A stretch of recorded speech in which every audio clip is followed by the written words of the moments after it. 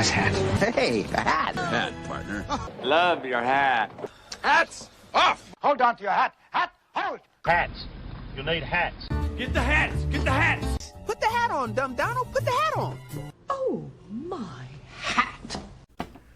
We are live. Ladies and gentlemen, welcome back to another episode of the Well-Hatted Cinema Club. Woo! I'm sure you guys just got done watching our brand new intro that we got if you're watching on YouTube. Joint's sick. I love it. Shout out to Micah for editing that one.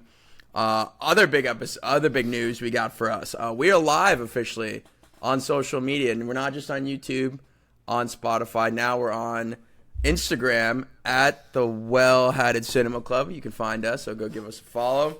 On TikTok, Brian, what's our TikTok? Is it also Well-Hatted Cinema Club? Same thing. And by the time this is live, there will at least be one post. Maybe more. Bang! Look at that. So we're going to start posting announcements about our latest episodes, short form content on our TikToks, get some reels up there.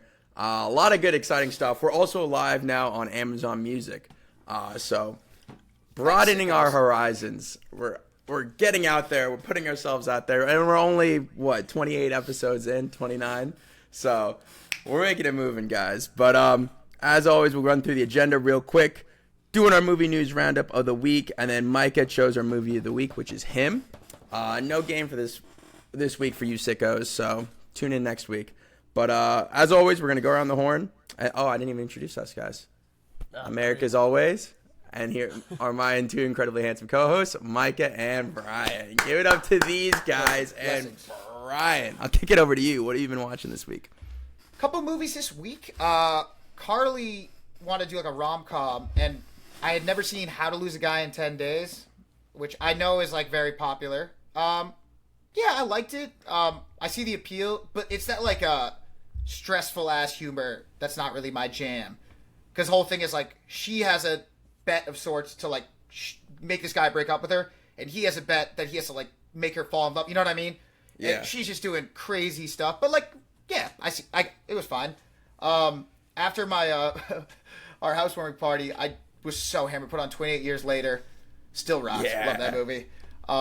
Next, Carly wanted a comfort movie, and we watched Paddington again. And god damn it. Are you sure it was Carly or? No, swear to God, hand to God, she had a rough day at work, and I was like, why don't you pick a movie? I went out of the other room, and she goes, Paddington's on Netflix. But what's weird, they have Paddington 1 and 3. Stupid. Yeah, they don't have 2. Is 2 the superior one? I mean, Paddington 1 is great. Paddington 3 is good. Paddington 2 is elite. Yeah. I feel like it's kind of insulting that you guys haven't even fucking watched it. I mean, your Letterboxd review, I would kill or die for that fucking bear. Like, kill I don't know. or die. It's been 9 months of us doing this. It's a fucking it's a 90-minute movie about a lovable bear, and you guys act like I suggested you read the scripture. Watch it. That or what's your other big one? Smile 2. I've watched Smile 2. Micah did watch Smile 2. I haven't watched Smile 2 yet. Smile 2 at least is like one where, like, if you're not a horror movie guy, you might be like, ooh. And I also overhyped that Paddington is delightful and well received everywhere. And Paddington 2 might be the best movie ever made. Maybe not, but sort of. I'll download. Maybe I'll download it for the flight coming back from Atlanta. You know, I don't know. It's like a hug, man. Yeah, maybe I'm a little hungover, but I want to watch that. The one thing I want to talk about is my Bond movie this week. Yeah. I watched Live or Let Die, which is Roger Moore's first movie. Oh, Brian, the timing on this. They're about to put it back in theaters. I'd actually maybe go see it. This is the first one in a while that I would watch again. The song slaps, and they play it like a lot through the movie, which they don't usually do in Bonds. Like the da-na-na, like all the time. Oh, that one. Yeah. The song music. Yeah, so I'm going to start serious and move on. Like, Roger Moore is just infinitely better than Sean Connery. I fucking hate that guy. He sucks. But I think the reason why I like Roger Moore's movies, even when they're not, like, amazing, is they're doing, like, an adventure. Big spectacles, you know, huge action sequences. He's going location to location, whereas Sean Connery's, like, the one being, like, he goes from, like, you know, headquarters to the evil guy's base, and, like, that's it. but this might be the most batshit movie I've ever seen in my fucking life. It's like 3 different movies sewn together. The first one is Roger Moore. He has to go to Harlem, and everyone there is like a stereotype pimp. And it's super weird. And the thing I said earlier is because, like, I could just picture Sean Connery saying something offensive in those scenes. Like, Roger Moore is funny enough, but, like, it's super weird. They all call him Jim. That's weird. And then, later, after the, you know the famous crocodile stunt? You've probably seen the clips. Yeah, I don't know why people talk about that. Because immediately after is an insane boat and car chase through Louisiana, where they're jumping highways. There's this bit, I think Blues Brothers might have ripped them off, because there's this bit where the cops just keep crashing and all this stuff, and the main cop, he gets a bigger dip lip every time he gets on camera, which is hilarious. And then they build this huge blockade, and they all just drive through it. Like, it's nuts. Yeah. It's the most insane, crazy movie I've ever seen in my life. I don't understand it, but I'd watch it again, and I'm on board with Roger Moore. Fuck Sean Connery as James Bond. Actually, maybe even more than that. 60s Bond sucks. Go 70s Bond. It does. There you go. What about Last Crusade? You know, are you ever going to watch that again? That's what I'm saying. Like, I like him in that movie, but I think everyone like hypes him up for I don't know why. He's good. Your grandma horny. He was getting your grandma all horned up. That's what I don't know why, bro. He is not. Just what? At least Roger Moore is like kind of funny. Some of those like old ass tendencies like carried over. Yeah. But anyway, no, he's Roger Moore's at least like have sex with me. Yeah, no. Yes, you do. Yes, you do. That bit the from Family Guy bit. That bit it's from like Family 8 Guy no's and a yes is still yes. Yeah, Eric, they're underselling it. Like he's a rapist, straight up. We're not laughing. No, they put it in the movie. He's supposed to be charismatic. What? That's not my problem. It's not charismatic. Sexual assault. That's what it is. Listen, if she tries to leave, just grab her and pin her down. This isn't a joke. This isn't a joke. That's what happens in the fucking movie. Roger Moore at least kind of tries. But yeah, no. Roger Moore rocks. Live or Let Die is insane. If you get a chance to look up that boat chase, do it. Yeah. I'll pass off to you, Micah. Sorry, I just want to talk about that Bond shit so bad. So one of my favorite movies from last year, unbeknownst to me, while it was being made, Francis Ford Coppola asked one of his friends, Mike Figgis, to also, during shooting, record a documentary. And so I watched Megadoc, a documentary about the making of Megalopolis. I bet that shit Megalopolis. That shit sucked. You've never seen the movie, Brian. There it is. I'll watch your dumb bear movies when you watch A Real Stroke of Genius. Had to do it. Fair enough. Real stroke of genius is stroke of genius is crazy. Like, all right. There's a lot of stroking in the movie. If you've seen it, shout out Auntie Wow, and and Dustin Hoffman. But it's kind of crazy because Shia and him are just like arguing the whole time, and then Aubrey Plaza's being like a weird little freak. Adam Driver doesn't want to be recorded at all. Natalie Emmanuel has some sort of weird thing where she doesn't like being recorded eating, and then she had beef with Mike Figgis about like being recorded, so she's barely in it. But it's like so much of like Francis Ford Coppola, like a lot of his movies, he was just kind of like, we're just gonna get out there, kind of do it, and it worked like six times. Didn't Coppola have another famous doc about Apocalypse Now? Like what's it like? Yeah, where they went crazy in the woods. But like, this is why I think like he's kind of like the Steph Curry of film. It's like I'm shooting from half court, and it probably will go in. But like this is one where it like he was shooting from outside the stadium, and it's like ooh. Yeah. Not quite. But it's worked for him before. Maybe more like Evel Knievel. He's like, I've shot myself out of the cannon. No one thinks they're going to, explode and crash and burn and stuff.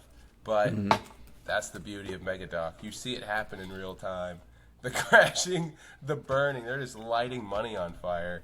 And then Shia LaBeouf will come up to him and just be like, what am I doing right now? And he's like, I'm sick of you. I'm sick of you, Shia LaBeouf. And then he'll send him a long, like, grandpa email. Sorry for yelling at you. I love you. You're doing a good job. It's so fucking strange.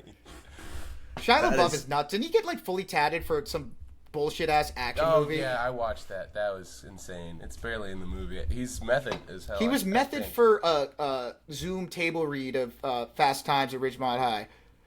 Yeah. He's crazy. It's like that gif of him crying, right? Like in the Zoom meeting. Yeah. Yeah. In the doc, do they talk about the decision? Does Francis talk about the decision to do like a live like stunt in the theaters? Like, you know, no, they don't cover that. But what they do cover that's really cool is that he's kind of like cast this movie like 4 separate times, and they have footage of like table reads. So it's like Uma Thurman and Ryan Gosling, and what's his name from all the. He works a lot with De Niro. De Niro and all these other guys. Wasn't he trying to get? So this it's made old for, like, photos, footage, right? Yeah, old footage, and there's a cool scene where they lay like Uma Thurman on top of Aubrey Plaza on top of this other lady, and they're all kind of saying the same line, like they're different ways, and you're just like, oh man, this would have been heat, like maybe with Uma Thurman, but I think Aubrey Plaza is probably the peak on Al. Ryan Gosling. Didn't the guy fuck up the live section in your theater? I feel like I remember you guys talking about that. He missed his line. He missed his line, and then he was just standing up there, and then he walked away. Which is still like one of the funnier, like, it's a movie that it came out around the same time as Joker Poo Poo or whatever it was last year. Fully a dude. Yeah. And I was like, I would go watch Megalopolis like 10 times over than go watch Joker again. Like, it didn't work, but it just didn't work for me, but Joker's it's still like entertaining to watch, you know? So entertaining. Well, I feel like Joker, I think it was just Todd Phillips being like, fine, here you go. Fuck y'all. People are saying this Taika did the same thing with Love and Thunder, but I feel like that's a cop-out. I don't want to give either of them the credit. Exactly, right? I just don't respect their game enough for that. Yeah, like Todd Phillips, like old school Hangover, like fine, cool, good for you. But Joker, overrated as fuck. He seemed like a big fuck you. Like the Wachowskis when they made like Matrix Resurrection or whatever. Yeah, that was like a fuck you with some ideas behind it. This was like, I don't know, he's gonna sing when play the Saints come marching in again. Yeah, they'll eat that up. Have them do the stairs again. And then rape him. Like it was crazy. It was crazy. God. I think it's so funny. Is that not what happened? The Wachowskis is so funny to me that the Matrix is what the Red Pill, like Origins is, created by 2 transgender directors. I just think that's hilarious. Like these fucking ding dongs. Yeah. Anywho, let's get into it, right? Or Micah, what else you got? We got sorry. stuff.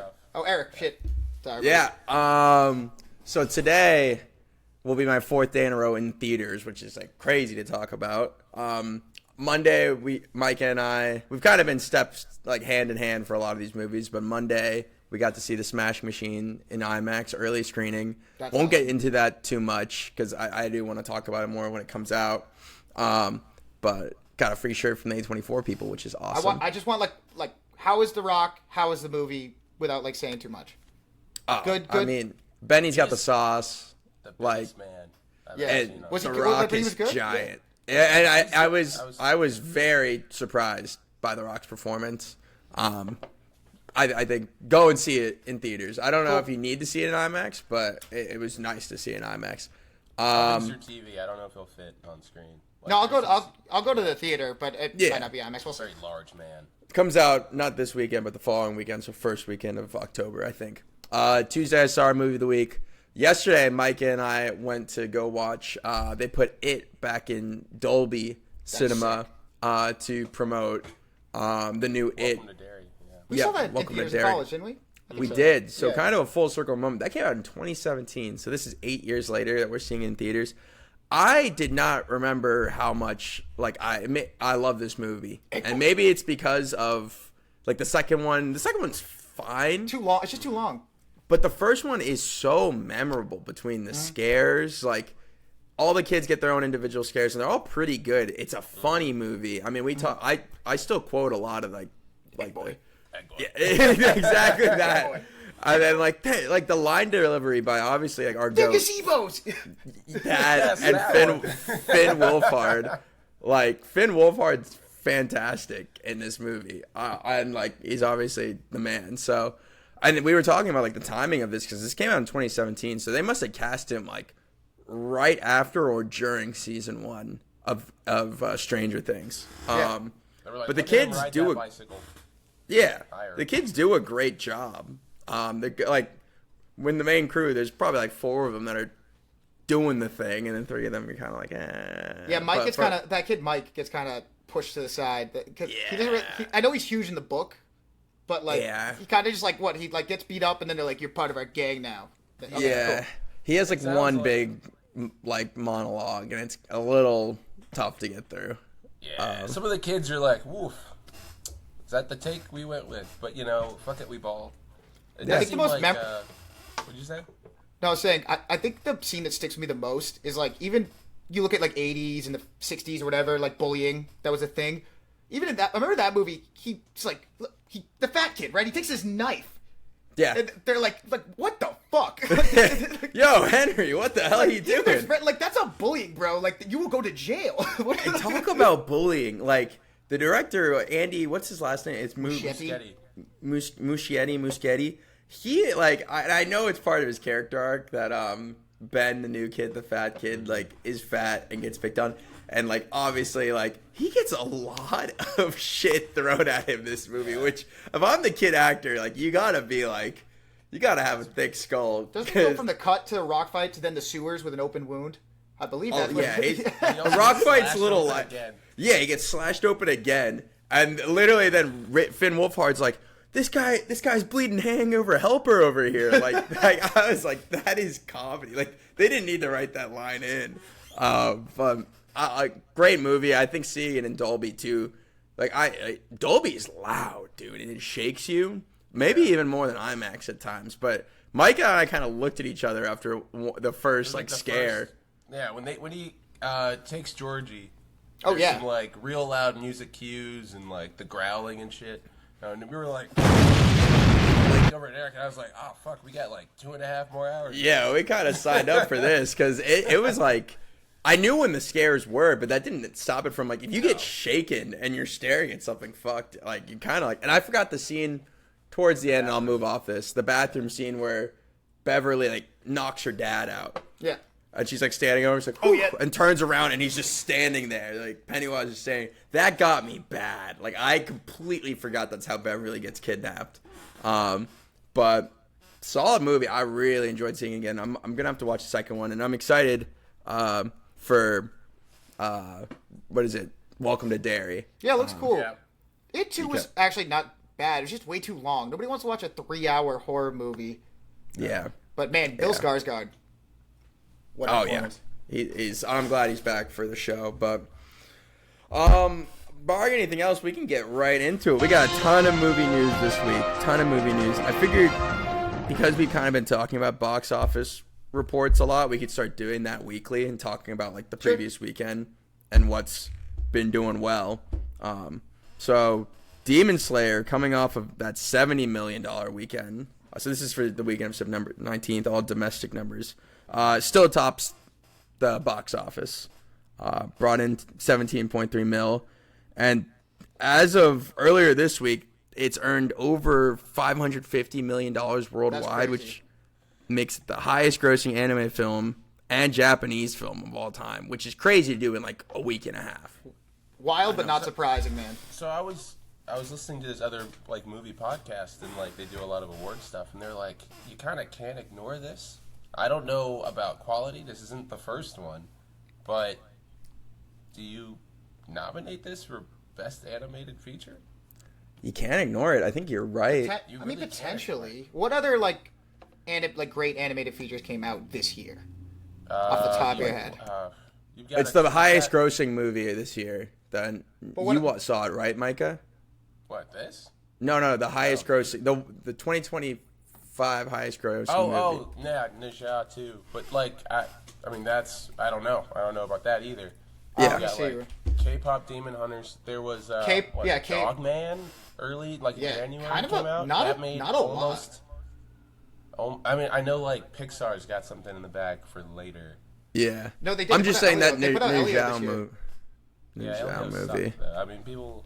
Yeah. Elio was. Honestly, it could get a nom. This was kind of. I mean, I know there's still time in the year, but last year they had like The Wild Robot, which is Inside Out 2. Zootopia 2 is on the way. Is that this year or is that next? Yeah. Oh, okay. Well, that's probably that'll be Pixar's one. Yeah, that's gonna get a nom. It could be really diverse, really Asian.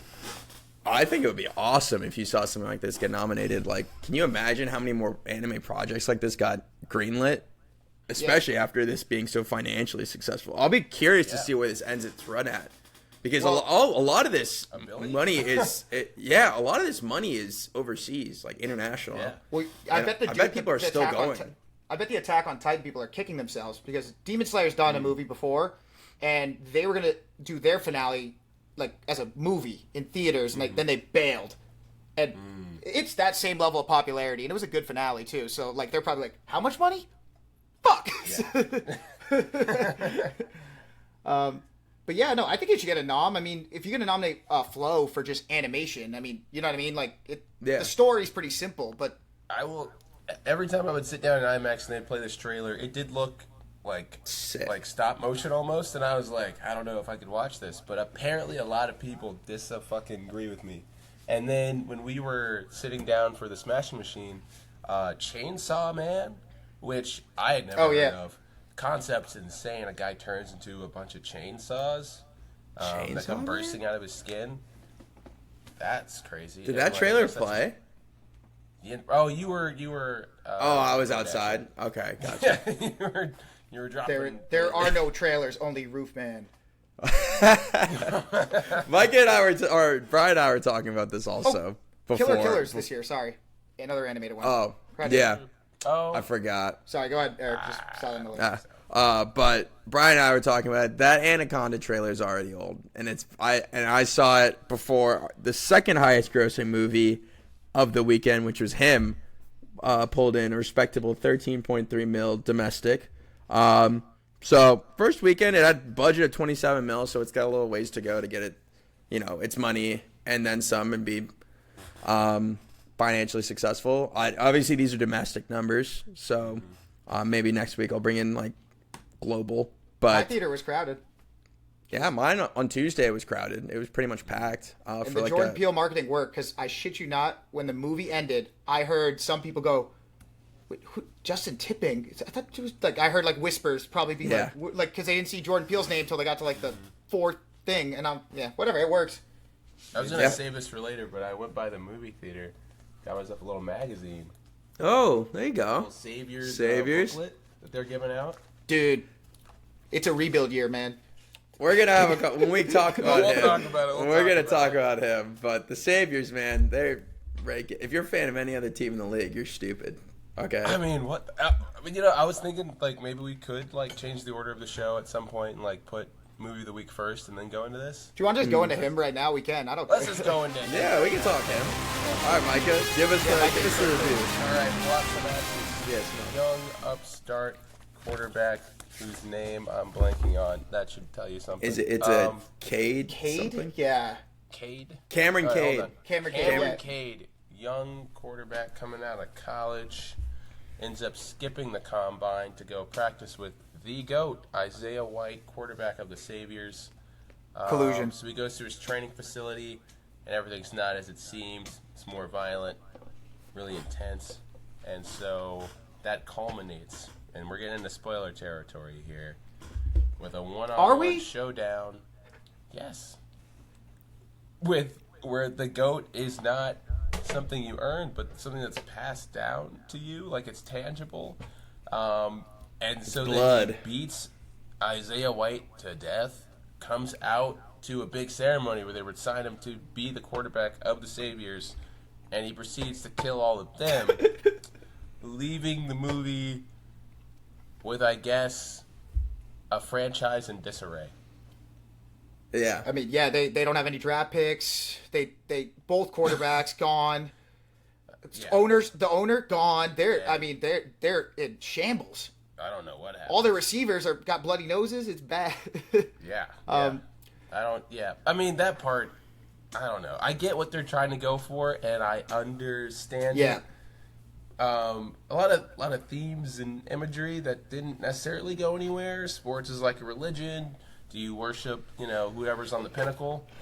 I would say, having lived with you during a certain run by a certain quarterback with a certain franchise, I'd say y'all do worship some of these players, which is fine. All right, Dak, settle down. Yeah, I was gonna say. You know the Saviors are based on your team. Like, Oh, they're clearly the Saints. What are you talking about? Yeah. No, yeah, okay. I mean, well, they were like Houston. I don't really know. Listen, There's a Cowboy. There are a lot of teams. They're the Saints, Patriots, Cowboys. 8 chips in 14 years. What the fuck? But you would have to investigate. I want to highlight some positives. Like, 1, I thought Marlon Wayans. I liked his performance a lot. 2, I liked a lot of the visuals and some of the ambitious shots, like the X-ray and the thing. Like, I really liked the X-ray. That was cool. That being said, this movie was mids. It was a whole lot of nothing burger. Like you said, Micah, there were all these imageries that went nowhere.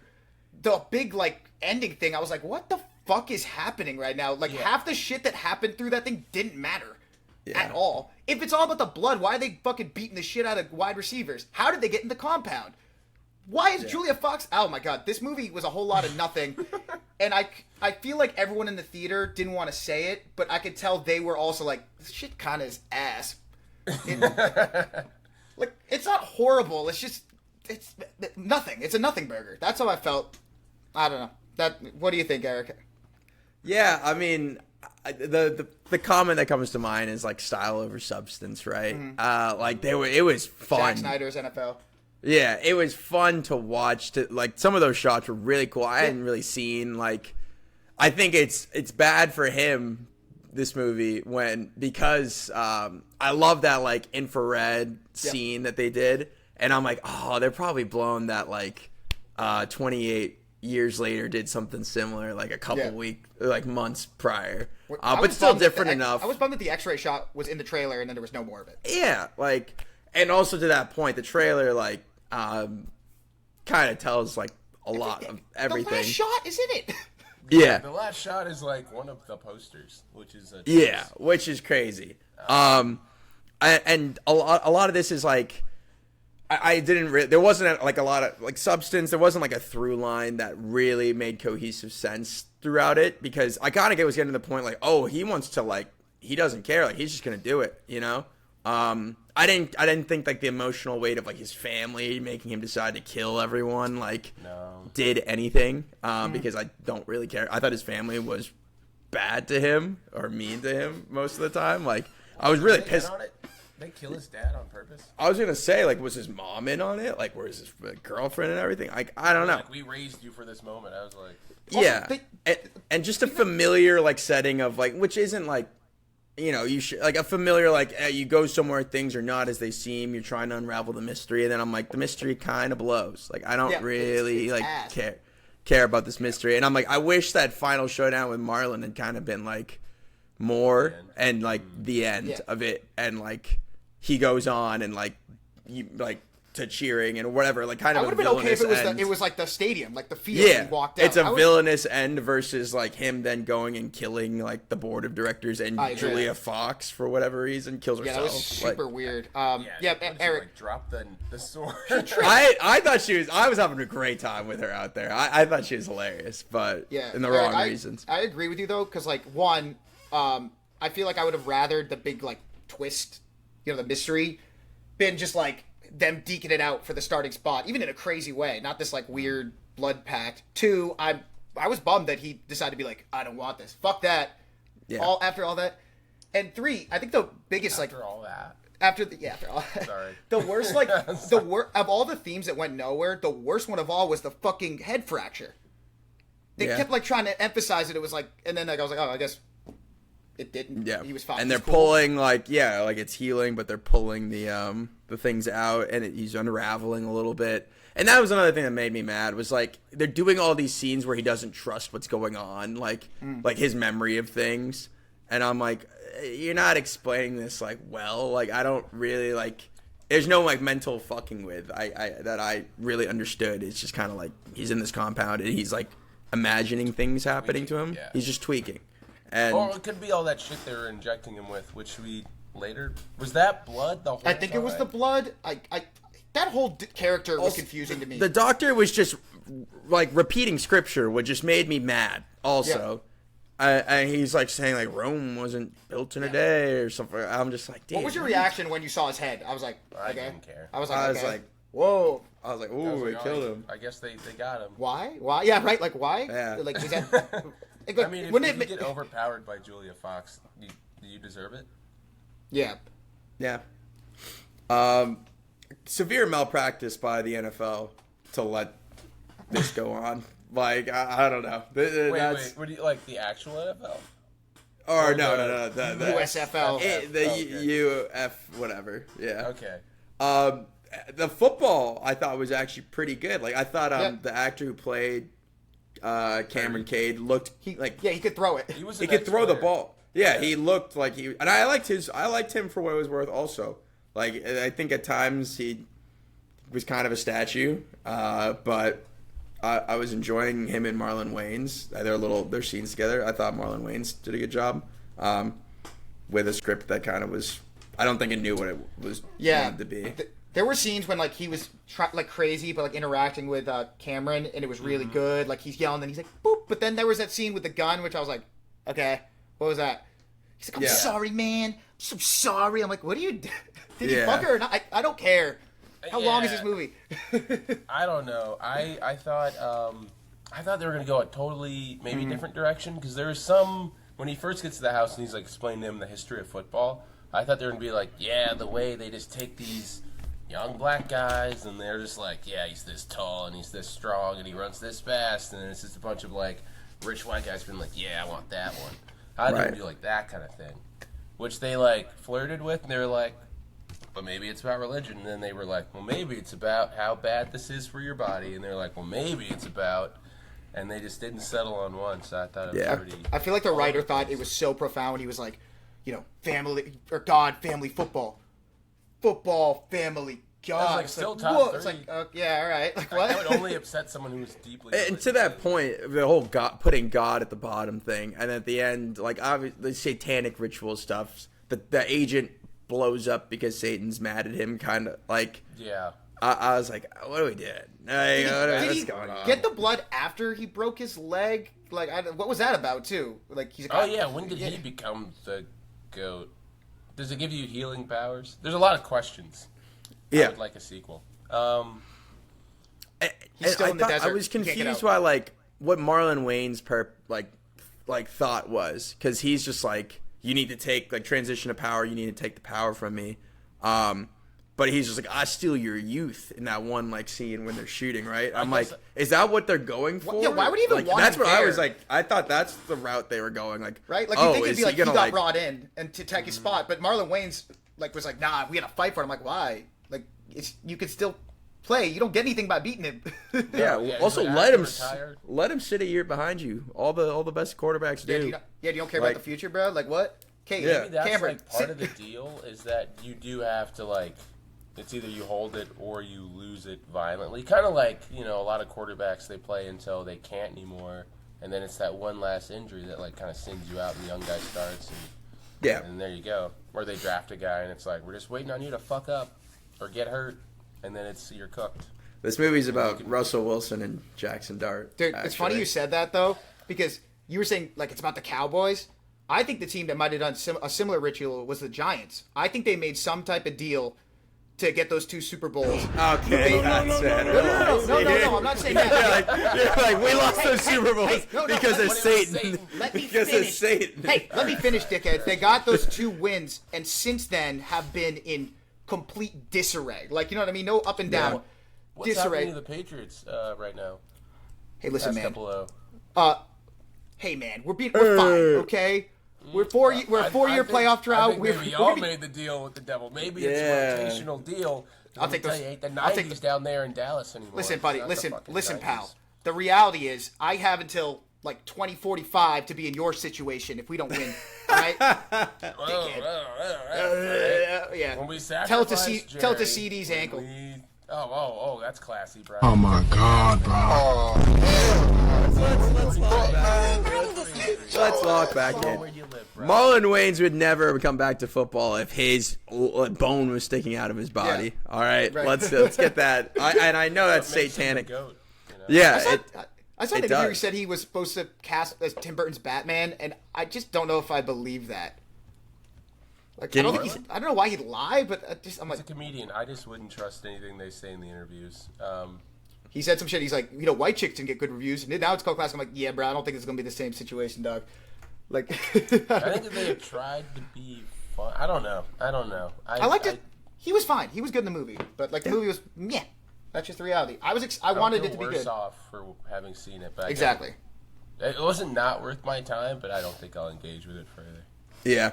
No, I wanted it to be better than it was. Yeah. I think going into it because I remember that first trailer got me hooked. Yeah, I was very hooked. Like, this looks different. Obviously, the connection to Jordan Peele, but I'm not out on like what's his name, Justin Tipping.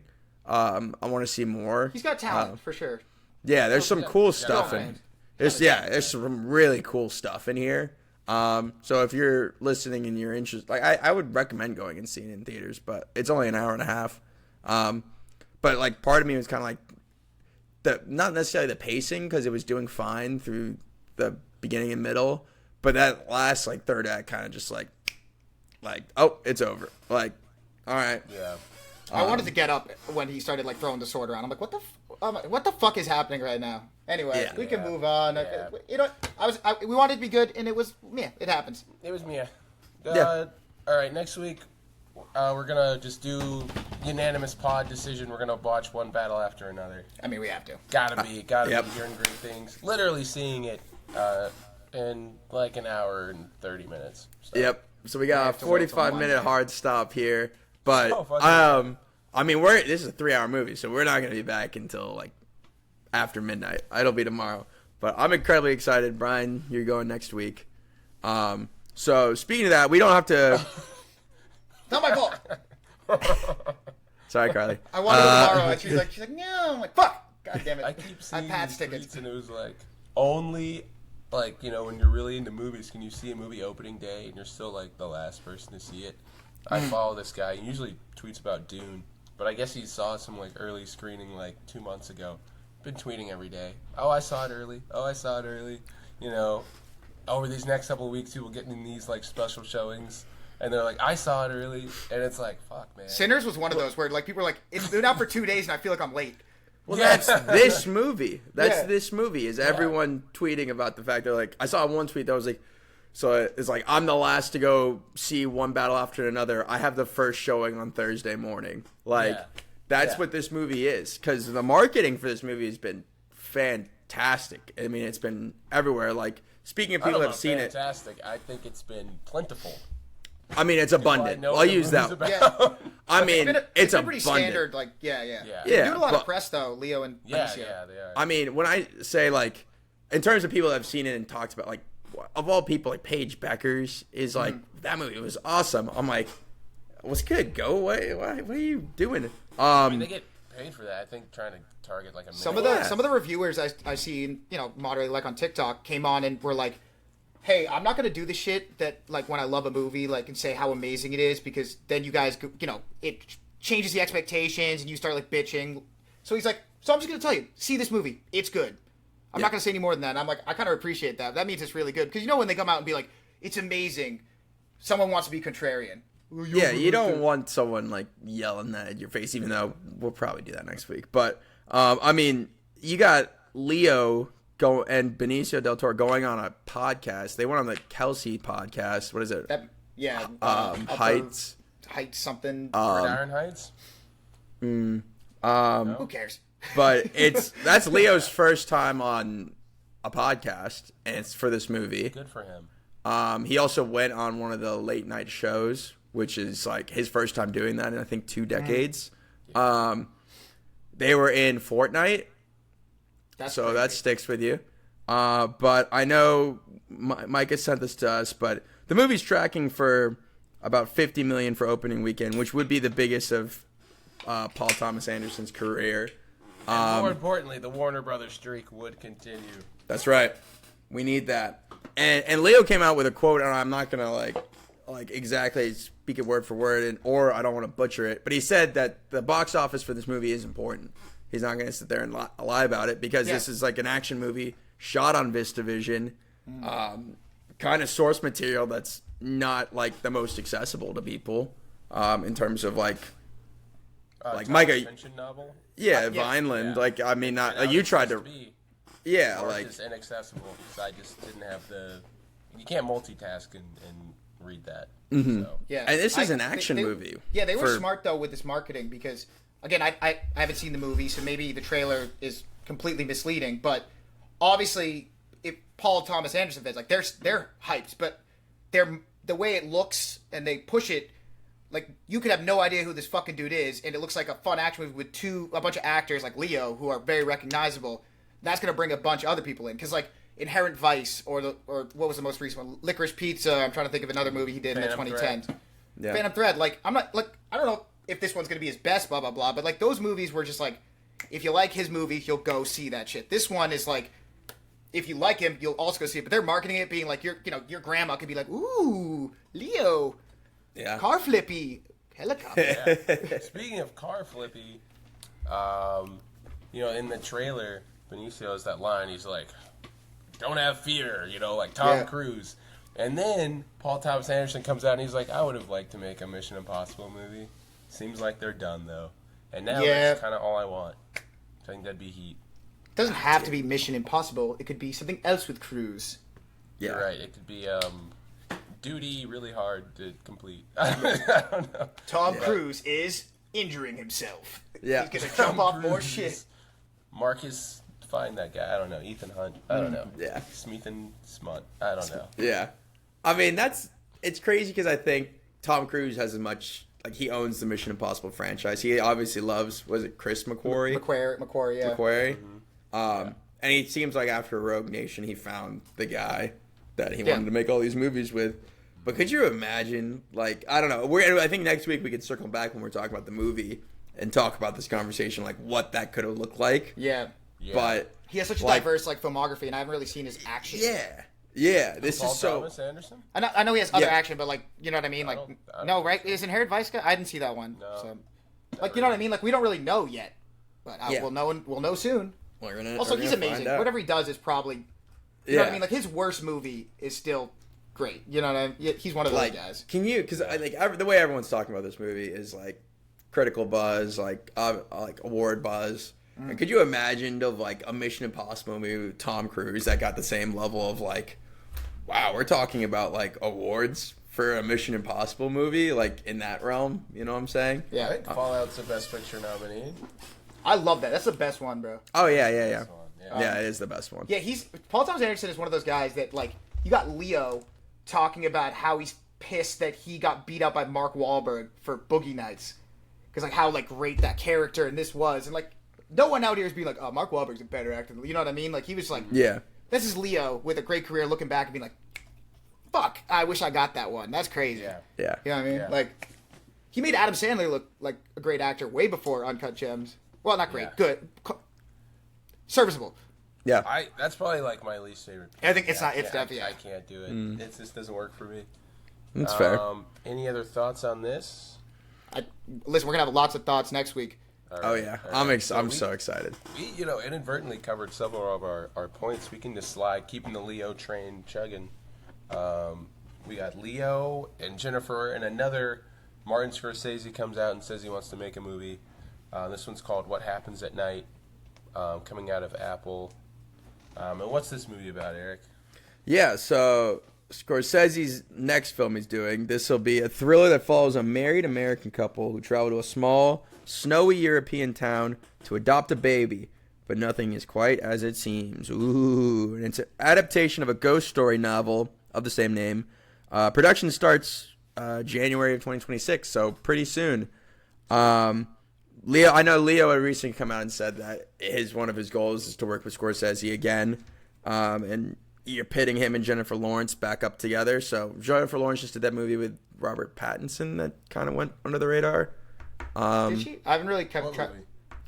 I don't know if it's not out yet. It's not out yet. Raking up awards with David O. That's Russell. My Love, and that's not out yet. Okay, got you. Yeah, a decade ago she was raking up the noms with David O. Russell movies. So right, she's good. So I'll be curious to see them. Yeah, it's Scorsese. Right, even if this is universally considered like his worst movie to date, like I still love watching movies that this guy makes. You know what I mean? Like, yeah. But we've been tracking a lot of Scorsese projects, and this one kind of comes out of left field because I think he's in that like I'd do that, and then like there's the Jesus movie, there's the Hawaiian Gangsters movie, with Leo, attached with Leo, with Emily Blunt and The Rock. Yeah, and then he was supposed to do The Wager. The Wager. He was supposed to do The Wager. And he's running out of time, guys. He's just banging them out. He's just like, I'll do this movie, and I guess if the timelines line up, like with DiCaprio and Jennifer Lawrence wants to work with you, like because Lawrence hasn't worked with Scorsese. No, not to my knowledge. But that seems like kind of like, depending on the tone of this kind of movie, like this sort of thrillery vibe. I don't really associate with Jennifer Lawrence much, but she had a good run for a while. She's got, I mean, she got her money. She's doing her thing. Silver Linings Playbook. She was great in that movie, and then she was in Hunger Games. What was that but other one she did? I mean, obviously, Red Sparrow, Lovers in the House. Oh, she's very funny. She's in that comedy. Oh, that was pretty good. I'm just thinking in terms, like, obviously we know Leo with like Shutter Island and other things, like he can get to that thrillery vibe. But I'm curious to see how Jennifer Lawrence acts in that role. I guess she did, what was that, Mother? Aronofsky's one. Yeah, which was he admitted weird, that he wrote it. He wrote it in a long weekend on like a bender. It was like an absolute fever dream. But whatever, fuck it. Some of the best movies are like that. Yeah, Leo. I'm excited to see Leo's next one, and he's one of those actors that like it's hilarious that they gave him that Oscar for what I'd argue is maybe one of his least impressive performances. Like no shade, but like The Revenant is not. He really climbed inside that dead horse to get acting, that he's statue. Just eating shit. Like, we all know, like best one, Gilbert Grape, fucking Blood. I'd say Blood Diamond. I love that one. Blood Diamond's awesome. Yeah. Anyway, it's gonna be great. He's great in everything he does. Yeah, I'm excited for this. I like Leo's on a tear. Like Leo's on a tear. We don't have to talk about Don't Look Up, but I didn't hate him. That. I last time him. Oh wait, I forgot him and Jennifer Lawrence were in that together. That's true. That's crazy to think about. Don't Look Up. Not saying I ever want to watch it or it's even a good movie, but when that came out, everyone goes like, "It's a little over the top, on the nose satire." Is it? Is it really? the way things are going. That being said, I don't want to watch it again. Adam McKay. I got to go back and apologize to Eddington. I have to go back and apologize to Eddington. I have to go back. Eddington, I'm sorry. You were ahead of your time somehow. Go watch. Well, I think even this movie will have a little commentary on the world of today. So, like, Dude, when you in the realm of like, Don't Look Up, Eddington, one battle after another, maybe. How to blow up a pipeline. My most viral Letterboxd review. Coming for you. I V for Vendetta. Watched it this past year, and I was like, oh my god, how horrifically topical. Like 4 or 5 likes, bro. No big deal. Bro, it's crazy. Watch it again. Anyway, moving on. Yeah, we got another upcoming project. Brian, you want to talk about this one a little bit? Sure, man. Is it? Wait, hang on. Where are we on this sheet? I get. Oh, I got it. Yeah. So Millie Bobby Brown is set to play Olympian Kerry Strug in gymnastics. Pick perfect. Gia Coppola is going to direct, and Netflix is rumored to land the deal. I don't really know much about this, but I see Netflix and Millie Bobby Brown and movie. Yeah, that's my thought. But we like Gia Coppola. I wish Millie Bobby Brown. I don't know if Netflix has her locked in a basement and keep shaving her head, but like, I don't know why she can't go and work somewhere else. I don't think she wants to, bro. She already married to Bon Jovi Jr. Yeah, I guess she's just she's pulling the money. She's getting married. To Godzilla, Stranger Things checks got to be crazy. Those get forever. I guess she's raking it in. It's just like I don't know what to think about her anymore because I don't think she's the most talented one of that cast anymore. No, she's not. I mean, like coming out of it, it was like after season 1, I was like, dude, this she's gonna be good, and now it's. Eric, been a decade. Nobody could have foreseen the Electric State tanking. They spent $350 million on that movie. How come people didn't like it? So that's not her fault. I gotta come out way too early. Just stock down on this movie. I was looking at Gia Coppola's filmography. I mean, the last one we all saw was The Last Showgirl, which was fine. Yeah. And then her other stuff, it's not looking too pretty. Yeah. Yeah. And Millie Bobby Brown. It's still going to probably get a ton of streams because there's no accounting for taste. Well, and if it goes straight to Netflix. Then, you go on Netflix. Do this on any given day. go scroll around and see all the good movies that are available on streaming, and then take that mental note and then go up to the top 10. I fear this might be not good. It's not going to be. Yeah. Like, yeah. It's interesting to just start the conversation about her, right? Because this is different. Like, this is certainly like different for her playing like a biopic. We haven't seen her do that yet. And I'd like to see her try and do something that isn't fantasy Netflix related. You know, Papa lies. I just like. I hope this hits like theaters. I'd love to see her branch out from streaming. I agree. Listen, she might do something down the road. You know, who knows? Like, it's not like she's like, oh man, what a fall from grace. Like, she's been doing Stranger Things for the past decade. She's young. She got married young. Blah blah blah. Like, and like, maybe she doesn't really care about acting that much. And she's like, how many Enola Holmes do we want to make? What's the check? Hell yeah. I completely forgotten about Enola Holmes too. You are like Papa. I don't know if you should be Adam Sandler before you have a chance to be good Adam Sandler. That's kind of my point. Is like I feel like she should. I don't know if I ask. You know, who are we to comment on what her desires are? But yeah, like we are dudes with disposable incomes that chose to start a podcast in our 20s. Like hey, we are the ones. This will make us $1 eventually. Yeah. We are podcasting age. Yeah. There's no sexism or any of that in this pod. Check it. Yeah. No sexism at all, Brad. No. Yeah. We hate Sean Connery. Boo. Other exciting, if you don't want to call that exciting, that's fine. News coming out for the future. Joseph Kosinski, director of Top Gun Maverick, F1, and Tron Legacy. Let's not forget. Will be remaking Miami Vice into a movie set for a 2027 summer release. This movie will explore the glamour and corruption of mid-'80s Miami, and it'll be inspired by the pilot episode and first season of the TV series, which I've never watched. So if anyone here has, if you want to comment on it, and thoughts. Sorry. You ever see, what's that car that talks? It's a lot Knight like Rider. that. Knight Rider. Knight Rider. It's just cool as shit. And Yeah. it's so 80s. They're like detectives in Miami in the 80s, right? Cars, guns, blow. Dude, Kaczynski's in his bag right now. I'm on board. Yeah. He Fuck can't it. miss. I don't care. Cool, especially Yeah. coming out of Kaczynski. But yeah, if there's not a whole lot of meat on this, I'll go ahead and say this. I saw a fun fan casting that I would absolutely love. David Who's that? Johnson and Cooper Hoffman. Great Down. segue too. Great segue too. How fun would that be? That would be so sick. Didn't they say something about like they wanted to do more movies together, like be like those like the what's it, like the Do Nero? I have good news for you, bro? Sorry, is that the next thing? Go ahead, So, sorry, but- right after for the promotional tour for the Long Walk, David Johnson on a GQ interview said, "quote: There was a generation of actors back in the day, like people that we know and we look up to. All these big actors that work with the same people on several different films.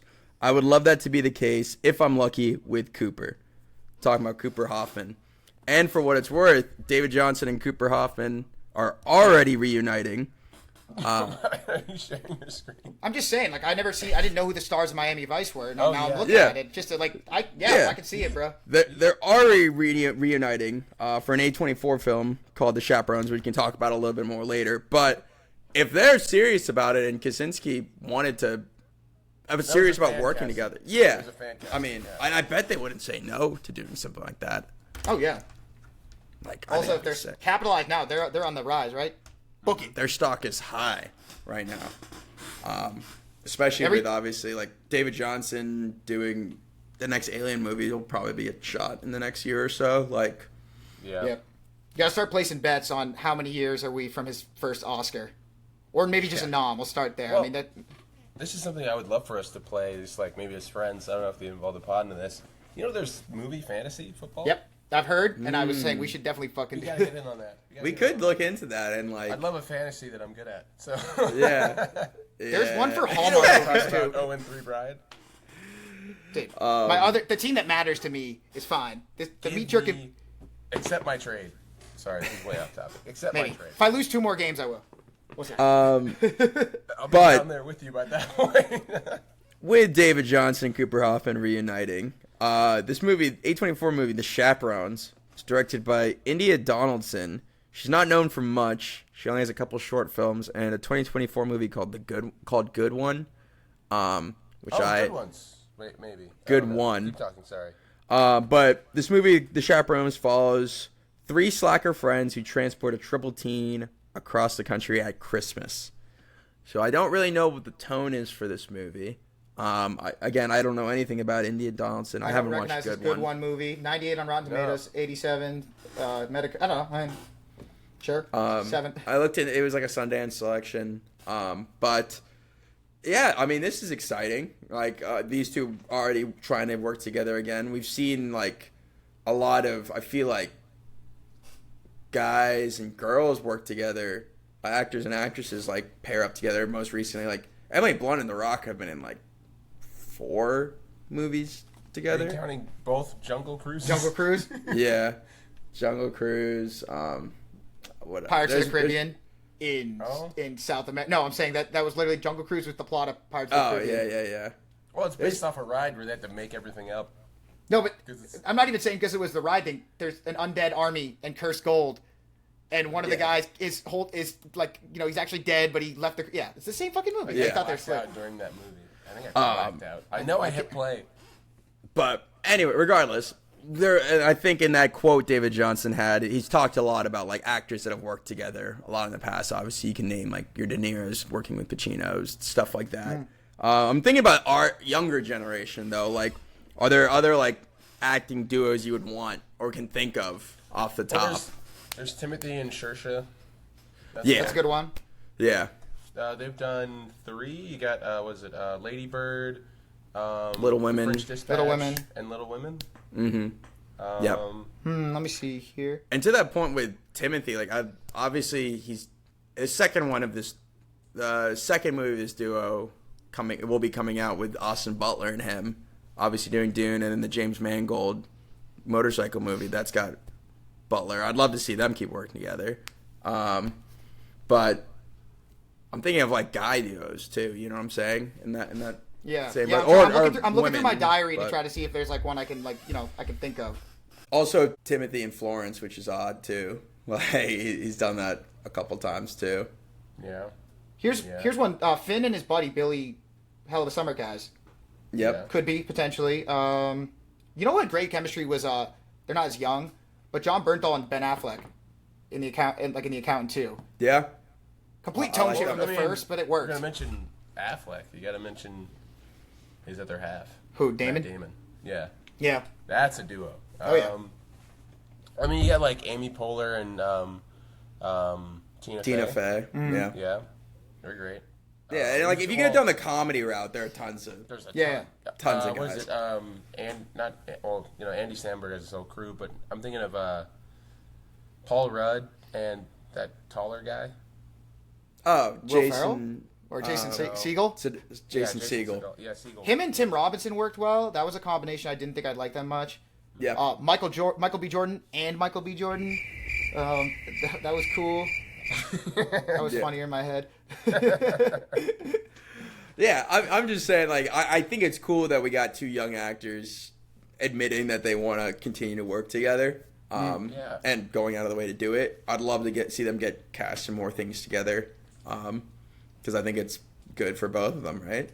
Yeah, I think so, too. And, I mean, even, like, looking at other people, still a little older, but, like, Ryan Gosling and Margot Robbie already have, like, other projects lined up together with, like, the Ocean's movie. You've got, like, there's that whole, like, Molly Gordon. Oh, yeah. Yeah, they're great. That Indian girl, I can't blank on her name. Rachel Sennett. Rachel Sennett, that kind of crew. Yeah. Speaking of chemistry, one of the biggest complaints I've heard about that big, bold, whatever movie is that they have zip chemistry. That's what we were saying last night. We were talking about it coming back from it. We were like, ooh. I know, but it's one thing to be like the movie's kind of mids, but I keep hearing everywhere where everyone's like, yeah, they have Zippo chemistry, like zilch. We were talking. What was our theory, Eric? I mean, you can speak to it more, but like, she's just too out of his. I love Colin Farrell. Don't get me. She's too out of his league. It's not believable. Like, I know this is fictional, but what are we doing here? We're getting like supernatural here. Yeah. I believe Thor shows up. Yeah, in the trailer, she's just like, "Would you even want me, knowing I'm broken?" And Micah was like, "Damn it, it's Margot Robbie! Like, what, are you stupid?" Like, Like you're literally the penguin, buddy. Like what are you talking about? Do you still love me, Margot Robbie? Because I'm like emotions or whatever, and it's like. Bro, he's also like Colin Farrell's also like in the trailer. Isn't he like also going like, "Yeah, I'm still single. Just haven't met the right person." I'm like, bro, you're like 52. That's He's not nothing shabby. He's Colin Farrell. I don't know. Yeah. Apparently, this is a world where it's a service. It's not like some kind of accident. It's like a service you pay for that you go through your memories together. So that's weird. I fear. What's that movie about? Like that lady dies and it's like between her two husbands. Oh, with Miles Teller and Miles Teller. And the other guy from that the guy isn't the guy that getting Callum. The guy that's marrying Dua Lipa. Callum. Carly so wants to see that, and I'm watching it like, bro, I would be absolutely bulletproof. sick if I was Miles Teller. I'd be like, bro, you died, bro. Move on. Yeah. I think it's a fun concept. And who is it? Elizabeth Olsen? Yeah. Oh, it is Elizabeth Olsen, and then Oscar winner. Yeah. From Holdovers, right? Divine Joy Randolph. Yep. Yes. I'm excited for that movie, actually. They saw Challengers, and they're like, let's do that. But dude, it was so funny because Carly's like, no, it seems romantic. That'll be the twist if they abandon her, they fall in love with each other. Yeah, that'd be great. But like in the movie, in the trailer, they even say like they had been married for like a year or two, dead. And then she'd been married to Miles Teller for, I think, like, well over 30 years. So if that happened to me and I was Miles Teller, I'd be like, nah, bullshit. You're dead. Get out. Yeah. It'd be one thing if I was but like, he waited for her. That's the thing. He waited in purgatory. 30 years That's of marriage, crazy. bro. You cannot go back to him. What if it's a dude's rock movie and they both go to, like, beer heaven together? He's just bummed because he's been dead. And there's Red Zone, but with no commercials. And they're just chilling. Like Captain America type, because that picture looks pretty old. That he just like hasn't had sex. He's like, it was our wedding night, and I got shipped off to World War II to fight the Jerrys. And I just got cooked, and now I've just been waiting for one last dance with my Peggy. Military dudes are romantic. They just realize once they get shipped off, they'll never get the dates. They lock it down early. Yep. And he basically realized like. Around. Yeah, no, I'm just saying. Dude, he got stinking in a trench. You're like, I want to go home to my wife now. So that's what warfare was about, huh? Yeah. But like, I just feel like it's not that romantic when you think about it. Like, maybe you were married for 2 years in your early 20s. Then when you're 30, you remarry, and then when you both die at 80 in the afterlife, that dude from your 20s like comes up and is like, "I waited for you." And then she's like, and then your wife then goes like, "Who do I choose?" What? All right, fuck that. I'll leave. I'd be mad. I'm excited to see it play out. I don't even know how we got to that, but that's a logical conclusion of whatever we were talking about. Yeah, acting duos. What these acting duos choose when they die and they go to heaven. Some of them. Couldn't tell you. Speaking of choosing, though, Bond. Brian's been talking a lot of Bond recently. Denis, once he's finished wrapping up Dune Part 3, which is set to finish its principal photography in November, he will start the quest to start casting for Bond 26. He came out and said in a recent interview he's looking for an unknown British male actor. That goes with that kind of knowledge. You also have to take into account Amazon released a wish list that included Tom Holland, Harris Dickinson, and Jacob Elordi. So that cuts Elordi off. But if you're looking at that, just those three. But also the word unknown is very interesting. Out of Denis. Fresh-faced. He didn't say unknown. He said fresh-faced. Yeah. Okay. Not to bring him up a fucking third time, but David Johnson. I was just thinking that. Young, fresh-faced, star in the rise. He's already jacked. What could that really be for? I think that's actually a lock right there. Especially That'd be so sick. Like now that like no racist. Yeah, right. Also, like that's the thing. They pull the race card. It's like, bro, we've been trying to get Idris Elba in there. What the fuck are we talking about? Explain to me why Bond can't be black. Try. Can't. I doesn't have the blue eyes from the book. Listen, there are no rules. From the 40s? There's only a few rules to Bond, and I think a lot of people don't realize like Bond can be so many different things, and I would know now. Like they're all crazy different. The only things you have to do is like he has to be British, MI6, da da da da da. But like Denis has an opportunity to like really cement himself because, as I've said before, there really are only 3 great Bond movies, and then the rest are like good or whatever, depending on which ones you prefer. So like he has an opportunity, and if anyone disagrees with me, like you're crazy. Yeah, there are no Bond movies better than Casino Royale, Skyfall, and then I would say GoldenEye, and then the rest you can pick and choose. Agreed. And I think one thing we know about Denis is he respects the source material between Blade Runner and Dune, but he's also going to add his own take to it. Dune's one thing. Blade Runner, he took it in a different direction than a lot of people were necessarily expecting. It was a long movie, long direction.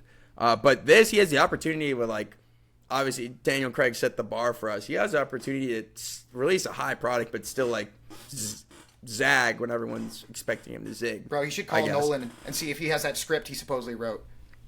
Dude, unfortunately, it's not unfortunately, but Stephen Knight, the Peaky Blinders guy's writing. Oh, that's right, he is writing it. So, I could go a lot of different you need Stephen Knight to get on board there with talking to Nolan. Get on your Zoom. But I mean, I'm Team David Johnson as well. You guys brought it up. Like, if I'm gonna have to wrap my head around the fact if it is Tom Holland and Zendaya, Zendaya better be brought along for the ride. Is all I'm saying. If it's Tom Holland, you want a young, fresh-faced British actor with upward trending. There you go. Look, all 3. Check. Yep. Boom. Not Love Tom it. Holland. No, I'm saying David Johnson. Fuck that. No, but martini, shaken, not stirred. If you don't mind. Oh, jeez, mister. I sure would love a martini. I said to Tom Holland thing, like, Daniel Craig feel so good. I think Daniel Craig was in his 30s when he did Bond. Like, I don't know. If 10 years down the line, maybe, but he's just, he's not Bond. We've had this conversation. We just I know. buy that he could still the villain's girl. Tough look for Tom. But who is, by the way, fucking married to Zendaya. We should all shut the respect fuck him. up. Yeah. White boy. He cracked his head. He's not invincible.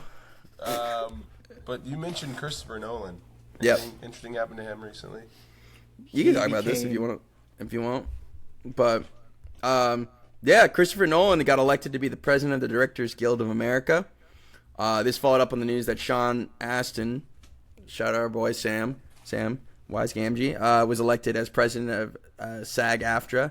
So a lot of good things going on there. I'll say on the Sean Astin thing, the SAG AFTRA has been pretty vocal this last week with what's been going on with Mickey Mouse and Jimmy Kimmel and free speech. I was gonna make a joke before we started recording the pod that I was gonna just make this a political podcast, but I'm not gonna do that. But Mickey Mouse. But I think that's great to see Sean Astin, doing stuff pretty recently after he gets or approving things going ahead. But in terms of Christopher Nolan, that's awesome. Ban AI, do it, kick them out. Yeah, that's Purge, right? Everyone respects him. I think the DJ has gone on strike once, and it lasted 18 hours, and they immediately got what they wanted. So I don't know if he's willing to wield the stick, but I think there's votes and stuff that have to go down. But I would say hold your ground, film, theaters, no AI. Yeah, he's gonna push for theaters, which is important. Yeah, Chris Nolan goes follow my rules, and I will give you exactly 1 day of me helping direct your next film. He's like, look what I did for Mr. Kugler here. Exactly. Get one Zoom call. Yeah, I would take it. That What is it? The whole $1 million or one Zoom call, one dinner with Christopher Nolan. Yeah, I have to bring up Jackson Dart again with that story about Peyton Manning being like, "Call me if you need anything." And Eli. Using it for is it Eli? Yeah. Him using it for dinner reservations is crazy. If Jackson Dart crashes and burns, that story is gonna go triple platinum. Yeah. Who was the girl he took to dinner? We're gonna Get find on out TikTok right now. We're gonna find out. But I don't think anyone is unhappy with this selection. No. And actually, I have a deep personal beef with Christopher Nolan. Should have been Sean Levy, right? Exactly. Who's trying to make the first AI movie? Yeah, that should be that guy. It should be that guy. Hey Grok. But who should be? No, I'm sorry. Let's get Craig'd a little bit real quick here. Craig Mint. Zach Kreger, our boy, director of Barbarian and Weapons. He just confirmed the rumors that have been circulating that he plans to direct a women's prequel about our girl, Aunt Gladys. There you go. This was a chess move by him. I have a theory. All right, let's hear the theory. I need to feel better about this, Brad. Okay, no, it will make you feel better. So I know, because he's been talking all about it on interviews, that between his Resident Evil and his sci-fi thing, he is like booked up for at least the next 2 years.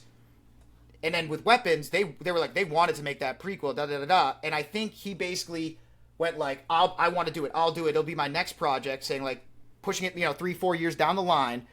And I think maybe he's just being like, it's better, maybe I'll think of something, and that's better than someone else like butchering my lore, you know what I mean? Like, he has time to maybe try to figure it out. Because if he didn't do this, they would have given it to anybody, and they churned it out. And I think I don't know if he has an idea yet, but he's basically being like, fuck it, I'll think of something. I'd rather bomb in 4 years on my own than have someone else take my shit.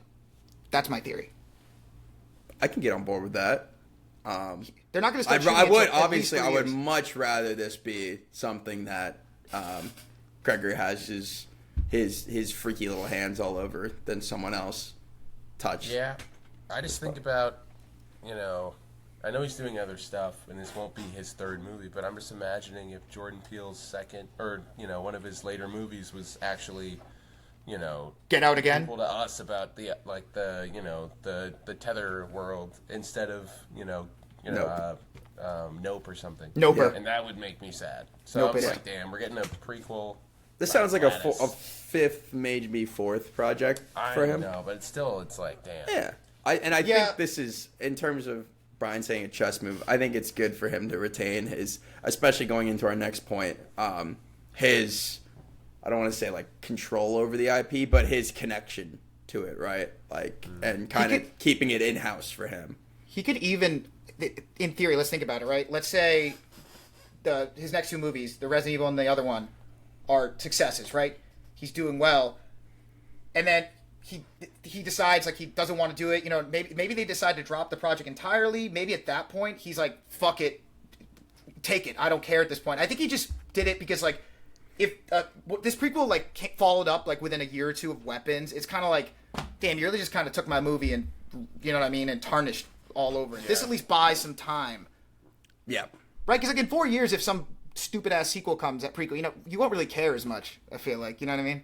It won't feel like his legacy being fucked with as much. Yeah. Well, I mean, we'll have to see how these interim movies turn out. I mean, yeah, they could be done. Yeah. They could be booty butt. He's obviously 2 for 2, but like, and I'm, I go in with high hopes. Oh, well, come on now. I know that doesn't count. Come on now. Rest in peace, Trevor. Don't speak ill of the dead. Rest in peace, Trevor. But it's important to bring up Kreger and Weapons because we're getting into our Paramount segment because it's becoming a weekly thing to talk about Paramount with all the movies they're making. Boulder Light Pictures, the producer of Barbarian and Weapons, is moving from Warner Brothers to Paramount, where they will build a mid-budget mini division within the studio. So for Warner Brothers, that's obviously another connection between Paramount and Warner Brothers that have already been linked, that Paramount wants to buy Warner Brothers. But the changing of power there, I don't know how that affects how Paramount wants to use that IP. If I don't know, it's just their own little in-house Blumhouse strategy. People forget that was their strategy back in the day. And yeah, there's a lot of duds, but they're all profitable. You know what I mean? Yeah. I think a lot of other like companies have mirrored that since, but like, it's pretty much a shoo-in. Like if someone comes forward for like a $5 million budget like horror movie that someone reads and it's not awful, you put that out, it'll you know what I mean? It'll clear some money. Yeah, sure. Horror is the most like bang for your buck genre out of all of them. Yeah. Like there are action movies that are bad, don't make money. Even like him's gonna make its money back and then some. Yep. And then even more when it's streaming, just cause it's like I got a little thrill out of it and it looked cool or whatever. Yeah. Like 27 million. Yeah, it's like people say like, how does like M. Night still make movies? I'm like, bruh, he does like $2 million budgets. Yeah. And to scale, it's like when there's like pound for pound, the strongest athlete is like 5'2" and is a gymnast. And you're like, how is that possible? It's like, well, if you scale it, the money that M. Night makes, if you scale it up, is pretty crazy. I saw The Rock in Smashing Machine. I don't know, but you gotta scale it. You gotta scale it. I get it. Like, Paranormal Activity is like the most profitable movie ever. I think it cost like $100K total and made up I don't even know, but it's absurd. Yeah. And people are like, if you tried to do that now, they'd be like, this is stupid. But they're like, sorry, beat you to it. Kind of like Blair Witch. Is it dumb now? Sure, but they did it first. Yep, they made their money. Speaking of, I mean, this is kind of besides the point. But Mike and I were in theaters for it yesterday. This movie, Dream Eater, I don't know. It's Eli Roth, I think, is connected to it. Looks like it's just paranormal activity, but it was kind of maybe, I don't know if the right word's refreshing, but found footage again. I hadn't seen that in a decade, it felt like. So kind of, I don't know. I'll be tracking that one. But that's just another link between Paramount and Warner Brothers again, because they've obviously been linked to being buying. But Netflix last week reported that they're considering placing a bid to buy Warner Brothers as well. So competitors got all this purchasing money, yet we're they keep upping the rates, putting in ads. Now we're buying Paramount. They have more money than God. They are they are like blocking certain movies and shows if you're on the lower plan. Like you can't even watch. Are they? I don't know where it was. Somebody put a video up where they have the ad plan or whatever the basic one is, and they could not watch 28 years later. Wow. Well, I mean, I don't want to advocate for anyone doing anything illegal, but I'm just saying. True. You can sail the 7 seas and free yourself from this bullshit. Right. Or buy it physically. That's better. Physical media, baby. But if it's Netflix, it's not like you're really ripping off their money. You know what I mean? Like it's different than like pirating for something than theaters and shit like that. But yeah. I guess the question with this though is like knowing everything. I would rather, if Warner Brothers is going to get bought out, it go to Paramount over Netflix. Oh, absolutely. Considering Paramount's committed to putting more movies in theaters. Their statement last week we talked about like going up from 8 to 20 movies in cinemas versus Netflix seems to not even want to put Knives Out in theaters, which is stupid. Fuck Netflix. That being said, I use it. That being said, I do too. No, yeah, obviously, I'm with you though, Eric. Like, if it's gonna get bought, like, I don't want every Warner Brothers property to, you know what I mean? Yeah, Paramount, like, I don't love them merging, but like, at least they're about the theaters now. And it's just so hard. Like, I feel like we're hearing so much about Warner Brothers getting bought, and like they've been on such a heater. Obviously, their streak's gonna keep going. Hopefully, this weekend with one battle after another, which should make it 8, 9. I'm doing my part. Yes. I'm doing my part. The upcoming movies. I think I have them in order for movies that are coming out next from Warner Brothers. Wuthering Heights. I don't know about the 40, but I mean it looks scandalous and it features famous hot people. I think people will turn. The Bride looks cool. Yeah, that does look cool. The trailer. There's a lot of Frankenstein. Yeah, right. Media going around right now. Like 2 years ago, hit the public domain, so starting to crank out development. Because what is it? Maybe it's been in the public domain for a while. I don't know. Because we got this one. We have what's his name that did like Pan's Labyrinth. Guillermo del Toro. Guillermo del Toro. Is that the one that has Oscar Isaac and Jacob Elordi? It's Oscar. Yeah. It's okay, Netflix. so those two are the big ones. There was. I felt like there was another movie from I think it was there was one in Creature Commandos too. There was Frankenstein characters in that James Gunn. I'm just saying that's still, you know what I mean. That's another one. Yeah. And then speaking of James Gunn, there's Frankenstein and the Bride in Creature Commandos. I guess there's like a DC version of the character or something. That's interesting. Speaking of DC, that other Warner Brothers movie coming out next year, I think that's May, is Supergirl. So I'd imagine that keeps their trend going if they get that far with Wuthering Heights and The Bride. But I know Warner Brothers has some debt, and that's why all these other companies are coming in. But they have a ton of IP that's like successful and original stuff that's successful right now. Yeah. Oh, they have Mortal Kombat 2 coming out. That'll make money. We saw a trailer for it. I didn't love the first one, but they are an entertaining time. I thought it was fine, but like my old roommate like loves that movie. Like not like saying it's amazing, just like guilty pleasure. It's entertaining. The opening scene is sick in that movie. Then it kind of goes off. But yeah, people are excited for it. It would all be like that, but people are excited for it though. Yeah. Last part on Paramount. I remember when we first started talking about Paramount, it was because that the new guy had talked about how they wanted to bring back and revitalize some of their IP. Tyrese Gibson's come out and said that he may return for a new Transformers movie with Michael Bay. He's had conversations apparently with Bay about this. So it sounds like Paramount might be backing Michael Bay to return in some capacity, hopefully to direct. Maybe it's a return to Shia LaBeouf. Imagine if we got Shia LaBeouf. I'd love that. OG. But we talked about it before. It just needs to be someone who reacts, you know, not like Mark Wahlberg to the robots and boom boom shit. That's what works. Mark Wahlberg being like, "Oh fuck, I'm from Texas." See, how do you motherfucker? Yeah, fuck that. Didn't work at all. Texas law actually says that we're allowed to date. That's also Michael Bay. So for all the good and bad, Michael Bay, scene of the crime. Yeah.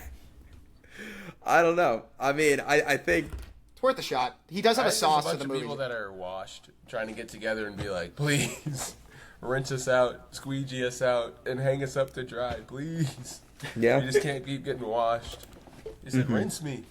Flush what me was with his cash. last movie? Was it Ambulance? What was his last? It was Ambulance. Wow, what a pull, man. Ambulance. What? Like, I'm trying to think. There's Jake Gyllenhaal the Bad Boys movies, the Transformers. No, he didn't do the latest Bad Boys. No, but yeah, no, the first two though he did. The ones from the 2000s and the 90s. Yeah, he did the first two. He did the what was it?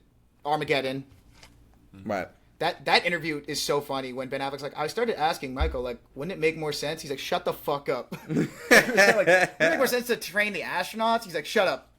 Yeah. Oh, his that's a legendary. I just gotta sit down. Like, people have poll parties where they just put on the Ben Affleck Armageddon film commentary thing that comes with the DVD. Yeah. And you just sit there and he's just like, yeah, this was actually a fun fact. Fucking hate it today. Yeah. It's like he's just going on. He's the man, dude. But yeah, I feel like Paramount's something they're going to be talking about weekly. Something new happens with them each time. Hopefully they announce another Tom Cruise movie. I remember that was one of the first things that when we started talking about them weekly, we had talked about.